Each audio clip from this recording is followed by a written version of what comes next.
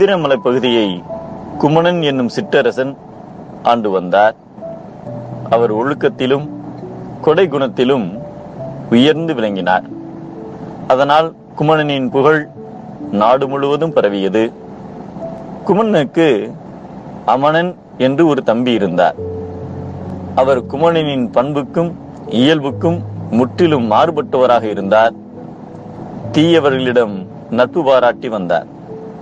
அத்தீயவர்கள் குமணனிடம், உனது அண்ணன் புலவர்களுக்கு பொருட்களை எல்லாம் கொடுத்துவிட்டு உன்னை வறியவனாக்கி விடுவான், அதனால் நீ பொருளின்றி பின்னாளில் வருந்த வேண்டியிருக்கும் என்று இருவருக்கும் இடையே பகைமூட்டி வந்தனர்.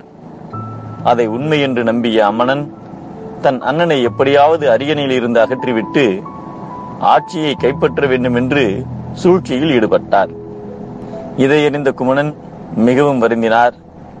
ஒருவர் ஒன்றை கேட்கும் முன் அவருக்கு கொடுப்பதே மிகவும் மேன்மை பொருந்திய பண்பு என்பதை உணர்ந்து தம்பிக்கு அரசாட்சியை கொடுத்துவிட்டு நாட்டை துறந்து காட்டை அடைந்தார் குமணன்.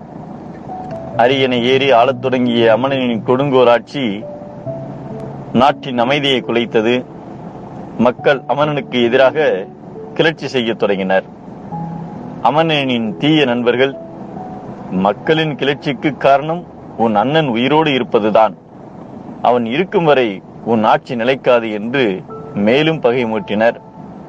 அதன் காரணமாக அண்ணனை அழிப்பதற்கு திட்டமிட்டு குமணனின் தலையை கொண்டு வருவோருக்கு 1000 பொற்காசுகள் பரிசீலிக்கப்படும் என்று அறிவிப்பு வெளியிட்டார்.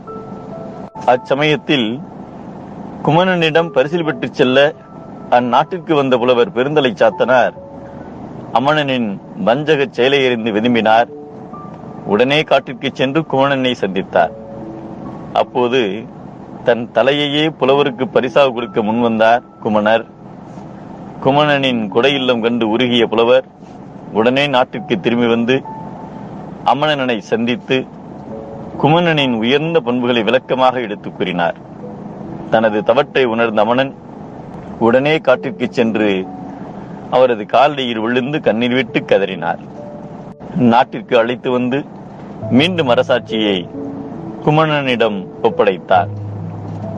உட்பகைக்கு அஞ்சி ஒருவர் தன்னை பாதுகாத்துக் கொள்ள வேண்டும். தவறினால் அது மண்கலத்தை அறுக்கும் கருவி போல